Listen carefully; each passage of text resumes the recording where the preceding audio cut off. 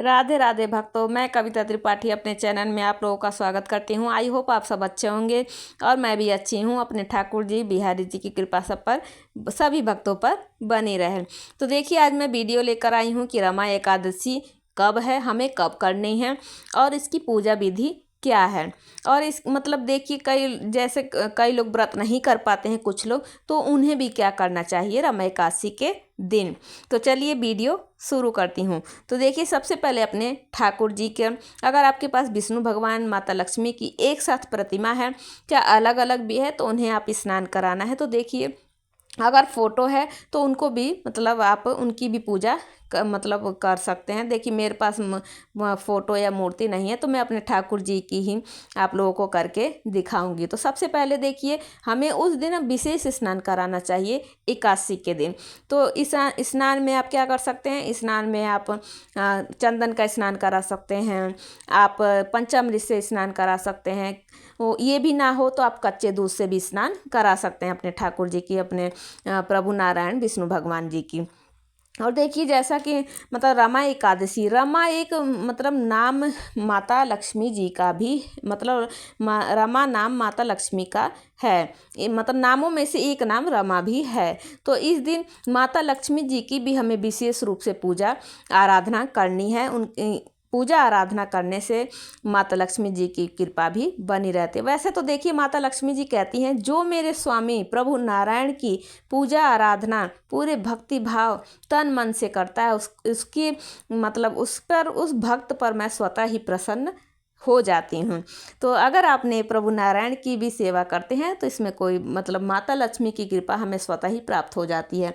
लेकिन रमा एकादशी के दिन हमें माता लक्ष्मी जी की भी पूजा आराधना विशेष रूप से करनी है। तो देखिए, मैं अपने ठाकुर जी का भी स्नान करा के आप लोगों को दिखा दे रही हूँ। अगर आपके मतलब घर में ठाकुर जी हैं, प्रभु नारायण की मूर्ति है, तो आप उन्हें स्नान कराइए। अगर फोटो हैं तो उन्हें मतलब पुष्प से हम स्नान कराते हैं, आचमनी कराते हैं।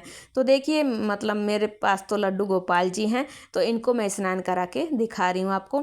इस दिन आप विशेष रूप से शंख से स्नान कराइए। वैसे तो देखिए, डेली रूप से हमें शंख से स्नान कराना चाहिए, क्योंकि माता लक्ष्मी जी की कृपा बनी रहती है, घर धन धन से परिपूर्ण रहता है, दरिद्रता उस घर में भटकती भी नहीं है।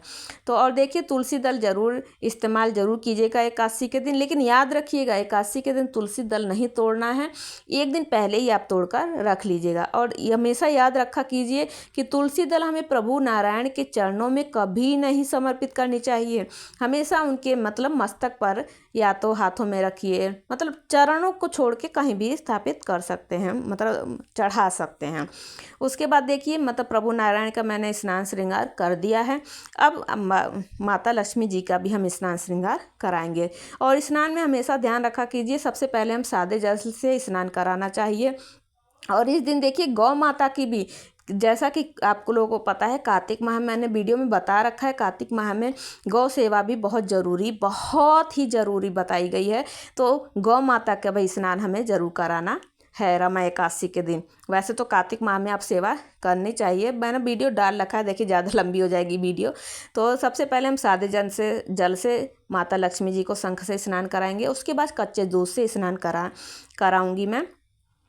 तो उसके बाद देखिए, रमा एकादशी के बताते हैं कि रमा एकादशी का व्रत मतलब जो व्रत कथा है, उसको सुनने मात्र से हमें ब्रह्म हत्या जैसे पापों से मुक्ति मिल जाती है।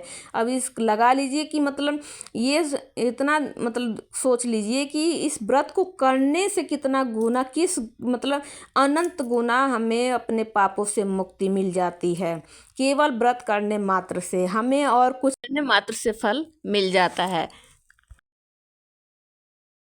देखिए, मैं मतलब माता को स्नान करा रही हूँ, गौ माता को भी और माता लक्ष्मी जी को। और इस दिन देखिए, तुलसी पूजा विशेष रूप से आपको करनी है। क्या करनी है, मतलब विशेष रूप से माता अपने प्रभु नारायण के पास आप तुलसी के गमला रख लीजिए, उनको मतलब चुन्नी उन्नी अर्पित कर दीजिए, और उनको भी पुष्प अक्षत धूप दीप इनको भी माता लक्ष्मी जी को तो मैंने भी मतलब तुलसी जी का गमला रख दिया है।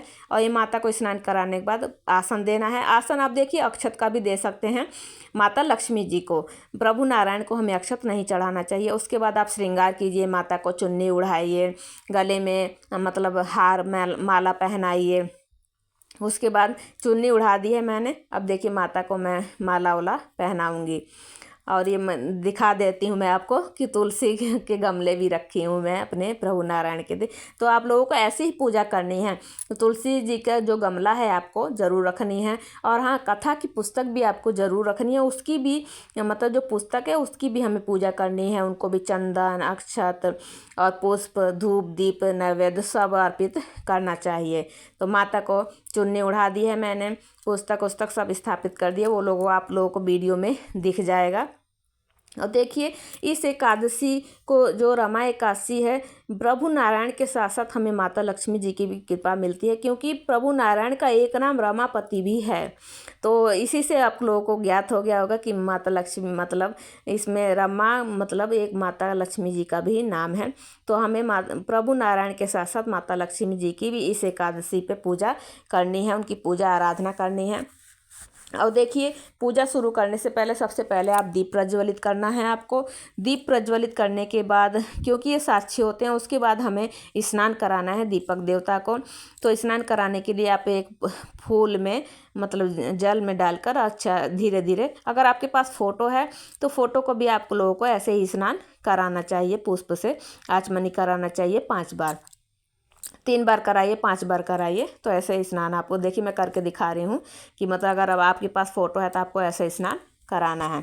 उसके बाद पुष्प से आचमनी कराने के बाद हम दीपक देवता को, सबसे पहले दीपक देवता को तिलक करेंगे। तिलक आप चंदन से करेंगे।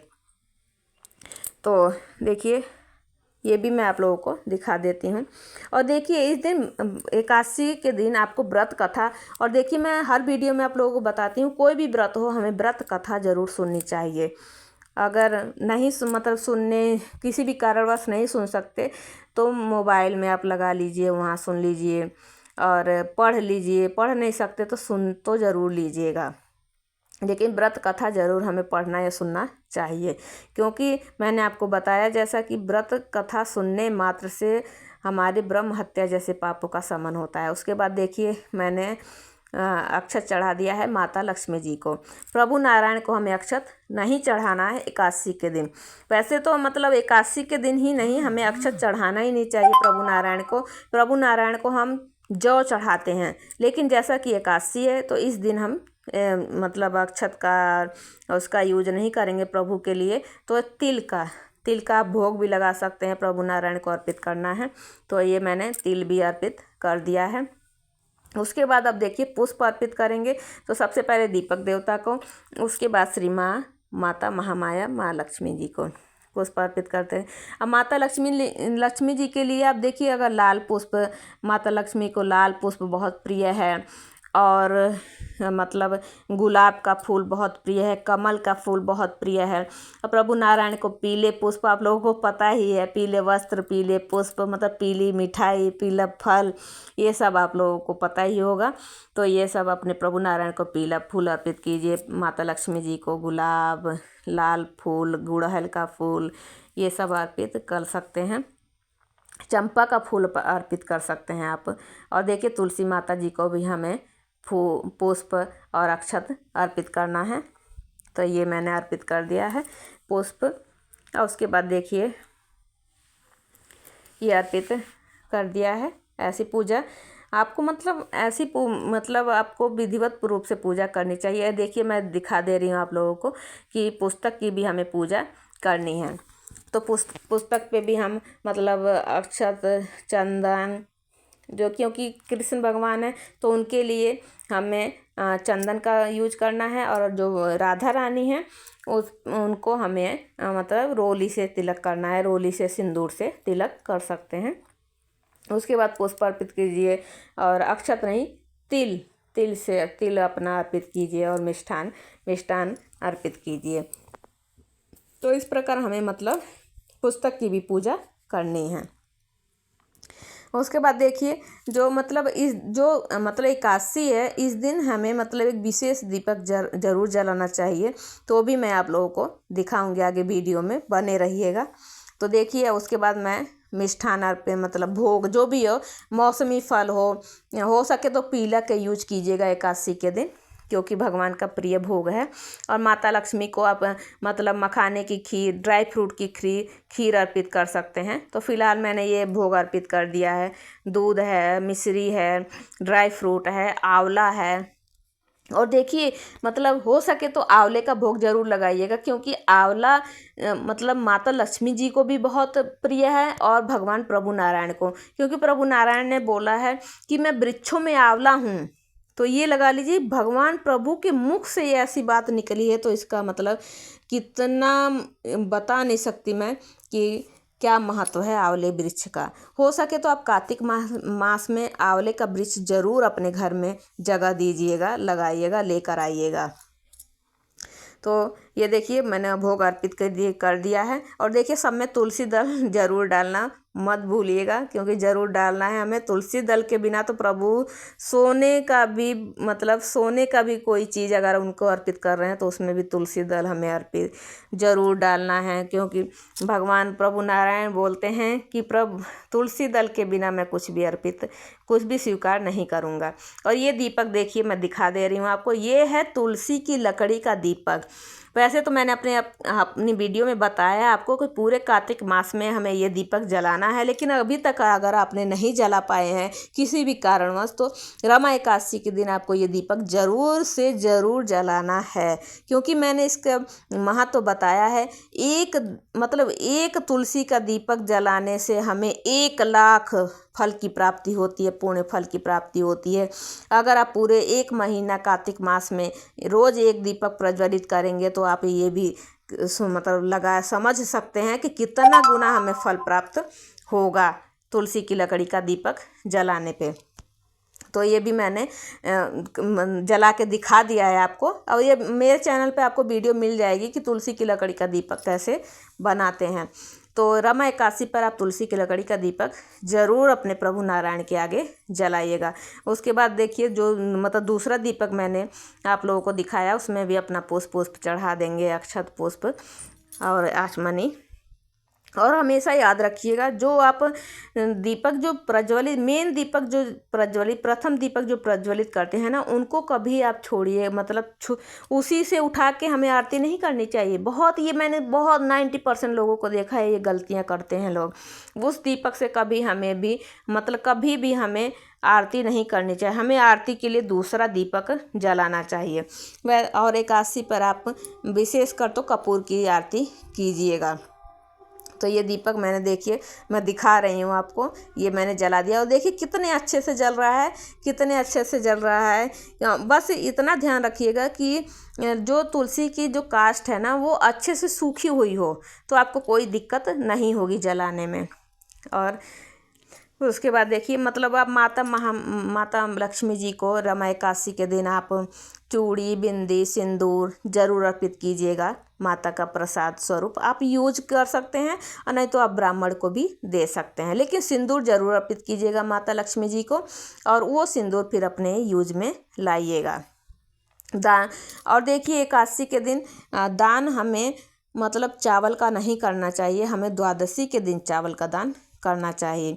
और देखिए ये भी बता देती हूँ, अगर कोई मान लीजिए किसी भी कारणवश रमा एकादशी का व्रत नहीं कर सकता, तो उसको क्या करना है, आप क्या कीजिए। पहली बात तो एकादशी के दिन चावल ग्रहण मत कीजिएगा, सात्विक भोजन ग्रहण कीजिएगा बिना लहसुन प्याज का, और व्रत कथा जरूर सुन लीजिएगा। जो व्रत करते हैं उन्हें तो सुनना बहुत ज़रूरी है, जो नहीं करते हैं उन्हें भी सुनना चाहिए, क्योंकि व्रत कथा सुनने मात्र से ही मैंने आपको पहले ही वीडियो में बताया क्या फल प्राप्त होता है। तो उसके बाद अब देखिए सारी पूजा मेरी संपन्न हो गई है। उसके बाद हम कपूर से आरती करेंगे। तो भक्तों ये थी मेरे द्वारा पूजा विधि, रमा एकादशी की पूजा विधि कैसी लगी आप लोगों को कमेंट करके ज़रूर बताइएगा। और प्रभु नारायण, माता लक्ष्मी जी की और माता तुलसी माता की कृपा सब पर बनी रहे। और उसके बाद देखिए, आरती करने के बाद 5 बार जो आरती का जो दीपक होता है उसका आचमनी करना मत भूलिएगा। 5 बार प्रभु नारायण के नामों से ओम विष्णुवे नमः, ओम केशवाय नमः, ओम माधवाय नमः, ओम गोविंदाय नमः, ओम विष्णुवे नमः, ये 5 बार आचमनी करने के बाद क्षमा प्रार्थना जरूर करनी है आपको। और उसके बाद ये मतलब क्षमा याचना तो हमें ज़रूर करनी चाहिए, क्योंकि जो हमें पूजा में गलती हो ही जाती है, क्योंकि हम अज्ञानी हैं और हमें कुछ नहीं आता है, ऐसा प्रभु नारायण से हमें प्रार्थना करनी है। उसके बाद क्षमा याचना करने के बाद आपकी पूजा संपन्न हुई। तो वीडियो कैसी लगी कमेंट करके ज़रूर बताइएगा। और मिलती हूँ नेक्स्ट वीडियो में। राधे राधे, जय श्री राधे। ओम लक्ष्मीपति प्रभु नारायण की जय।